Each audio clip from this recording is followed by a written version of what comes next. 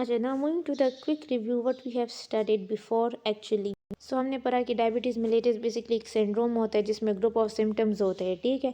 फिर हमने पढ़ा कि टाइप 1 भी और टाइप 2 होता है। टाइप 1 जो होता है वो इंसुलिन डिफिशेंट होता है और टाइप 2 जो होता है वो इंसुलिन की रेजिस्टेंस होती जाती है। द मोस्ट इंपॉर्टेंट टेस्ट जो इसमें होता है वो ग्लाइकोसिलेटेड हीमोग्लोबिन वैल्यू होती है। इसमें हमारे पास क्या होता है कि आरबीसीज में जो हीमोग्लोबिन होता है उसके साथ बेसिकली ग्लूकोज अटैच हो जाता है। तो ये 2 मंथ्स के लिए फिर हम अच्छा बताते हैं कि पेशेंट की 2 मंथ्स तक ग्लूकोज किस तरह था। फिर हमारे पास क्या है कि सबसे इसके जो बेस्ट वैल्यू है कि it should be less than 6, it's best for us. Type 1 जो मैंने डिस्कस किया कि बीटा सेल की डिस्ट्रक्शन हो जाती है या इंसुलिन जो है वो बेसिकली फिर डिफिशिएंट हो जाता है या होता ही नहीं है। टाइप 2 में रेजिस्टेंस होती है। रिलेक्टिव इंसुलिन डिफिशिएंसी क्या होती है कि इसमें इंसुलिन बनता है लेकिन कम होता है और जो एब्सोल्यूट होता है उसमें कुछ भी नहीं बनता। पैथोफिजियोलॉजी, सिंपल पैथोफिजियोलॉजी ये है कि हमारे पास जब हम ग्लूकोज लेते हैं तो इंसुलिन क्या करता है कि इसको सेल्स के अंदर ले जाता है, तो सेल्स को अपना फूड मिल जाता है, इस तरह से एनर्जी मिल जाती है।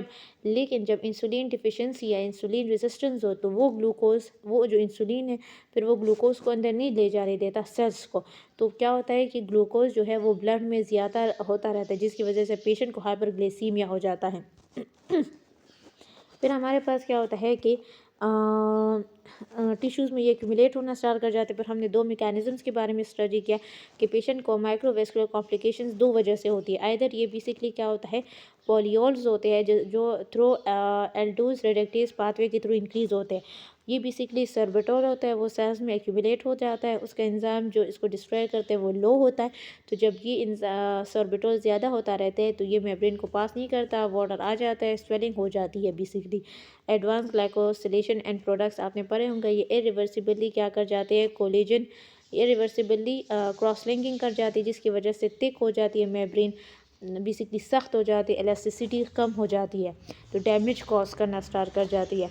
फिर हम आज पढ़ेंगे basically patient with undiabetic with uncontrolled diabetes is derived either.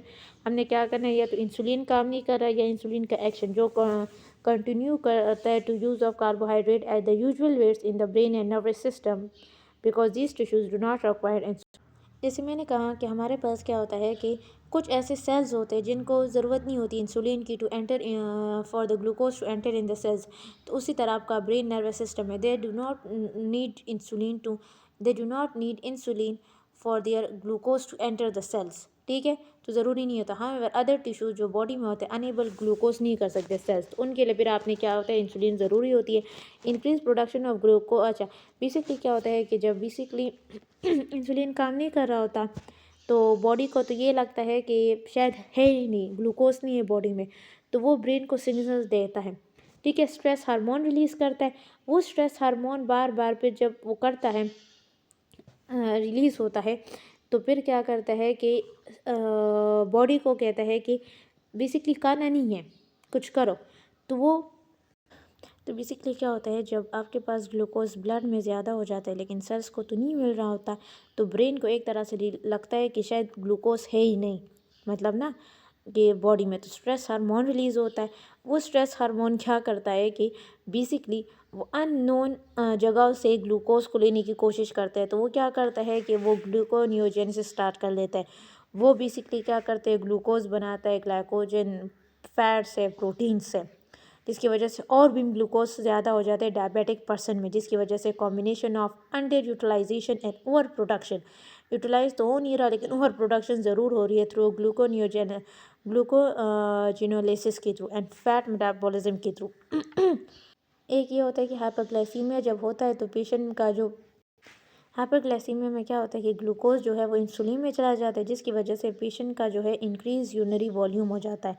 ये जो इंक्रीज फ्लूइड लॉस होता है यूरिन में, क्योंकि वो पेशेंट जो है ना उसको बहुत ज़्यादा एक्सेसिव यूरिन होता है, that leads to dehydration and loss of electrolytes. This is one of the thing. Lack of glucose utilisation, क्योंकि सर्ज नहीं कर रहे तो सेलुलर स्टार्वेशन हो रही है। The patient often intake increase intake of food but in many cases still weight loss, patient को इसमें वेट लॉस होता है इवन वो इतना एक्सेसिव फूड ले रहा होता है, क्योंकि बॉडी को तो एक तरह से लगता है ग्लूकोज नहीं है, तो प्रोटीन की भी ब्रेक डाउन करता है, फैट की भी ब्रेक डाउन करता है। तो at the end of the day जो वेट है वो लॉस तो हो रहा है ना, चाहे वो इंक्रीज फूड प्रोडक्शन करे, लेकिन सेल्स को लगता, बॉडी को लगता है कि शायद फूड है ही नहीं, तो वो अपने ही सेल्स को डैमेज करना स्टार्ट कर जाते हैं। The primary manifestations of diabetes which is three very very important: hyperglycaemia, increase blood glucose level, ketoacidosis. Ketoacidosis basically क्या होता है कि फ़ैट की ब्रेकडाउन स्टार्ट कर लेता है, फैटी एसिड उस समय, लेकिन मतलब लिवर में होता है, तो लिवर में कभी कभार इतना एक्सेसिव फैट ब्रेकडाउन होता है, उससे फैटी एसिड इतना ज़्यादा हो जाता है कि हम ब्लड में बहुत ज़्यादा भी मतलब वो चला जाए लेकिन वो लिवर में रह जाता है, ठीक है। उसकी वजह से क्या होता है कि उस दौरान लिवर में कीटोन बॉडीज़ बन जाती है। वेस्कुलर वॉल डिजीज़ क्या होता है कि इसमें हमारे पास न्यूरोपैथीज़ हो जाती है, ब्लड वेसल्स की डिजीज़ होने जा जाते हैं, क्योंकि इसमें जो वैसा नर्वोना होता है या वैसा वर सोना होता है ना, वो डैमेज हो जाता है, तो पेशेंट को इसकी वजह से न्यूरोपैथी स्टार्ट हो जाती है। Contribute to inability of patients with ये अनकंट्रोल डायबिटीज़ में होता है, जो फाइट करते हैं इन्फेक्शन में एंड प्रिवेंट करते हैं वुंड्स फ्रॉम हीलिंग में, ठीक है। हमारे पास क्या होता है, ये बहुत इंपॉर्टेंट है कि आपको ये तीन याद: hyperglycaemia, ketoacidosis and vascular wall diseases. In patient में इन्फेक्शंस के चांसेस भी ज़्यादा हो जाते हैं। इन्फेक्शन के बेसिकली चांसेस इसमें इसलिए ज़्यादा होता है कि ग्लूकोज लेवल तो ज़्यादा होता है, तो एक आइडियल इन्वायरमेंट प्रोवाइड करता है टू द बैक्टीरिया ग्रोथ, जिसकी वजह से पेशेंट में जो बेसिकली सेल्स होते हैं ना, टी सेल्स, बी सेल्स, वो इतने बन भी नहीं रहे होते हैं, और तो उसकी वजह से ये जब बन भी नहीं रहे होते और ग्लूकोज ज़्यादा हो जाते हैं, बैक्टीरिया के लिए आइडियल कंडीशन भी है, तो वो क्या करते हैं, वो ग्रोथ स्टार्ट करता है। तो ये पेशेंट जो है they are very prone to infection and the most important is actually candida, जिसे we known is actually mucormycosis. और वूंड हीलिंग क्यों स्लो हो जाती है? ऑफकोर्स वूंड हीलिंग तो इसलिए स्लो हो जाती है कि ब्लड वेसल्स में ज़्यादा ग्लूकोज हो जाता है। जब ज़्यादा ग्लूकोज हो जाएगा, ब्लड वेसल्स की जो डायमीटर है वो रिड्यूस हो जाएगी, ब्लड फ्लो नहीं जाएगा, ऑक्सीजन और न्यूट्रन टू द सेल नहीं बनेंगे, तो हमारे पास क्या हो जाएगा, वहाँ कोई बेसिकली क्या होता है, हीलिंग नहीं होती, ठीक है। ये बात हम याद रखें कि इनमें जो न्यूट्रोफिल्स है वो इम्पार्ट हो जाती, क्योंकि कीमोटैक्सिस सही से नहीं हो जाती, तो वो फोगोसाइटोसिस भी नहीं कर रहे होते बैक्टीरिया को, तो इसकी वजह से the patient is more prone to infection, क्योंकि न्यूट्रोफिल्स जो है वो बेसिकली क्लियर करते हैं, फोगोसाइटोस करते हैं ना, लेकिन जब वो भी नहीं होते तो उसकी वजह से बहुत ज़्यादा डैमेज हो जाता है, ठीक है।